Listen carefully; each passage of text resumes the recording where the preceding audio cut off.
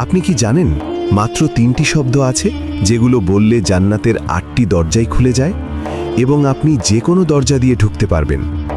কি সেই 3 শব্দ? শেষ পর্যন্ত দেখুন। আসসালামু আলাইকুম ওয়া রাহমাতুল্লাহ।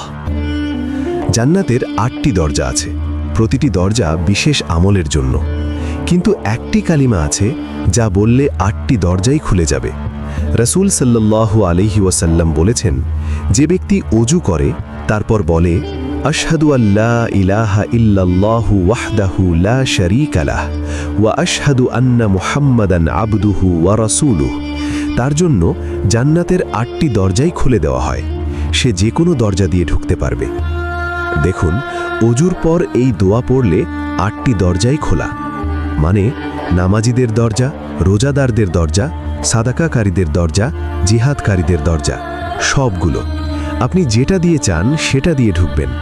তাই প্রতিবার ওযুর পর এই দোয়া পড়ুন, আশহাদু আল্লা ইলাহা ইল্লাল্লাহু ওয়াহদাহু লা শারীকা লাহ ওয়া আশহাদু আন্না মুহাম্মাদান আবদুহু ওয়া রাসূলুহু। মাত্র 10 সেকেন্ড, কিন্তু ফলাফল জান্নাতের 8টি দরজা। লাইক করুন, শেয়ার করুন এবং কমেন্টে লিখুন আলহামদুলিল্লাহ। সাবস্ক্রাইব করুন ইসলামিক 7। জাযাকাল্লাহু খাইরান।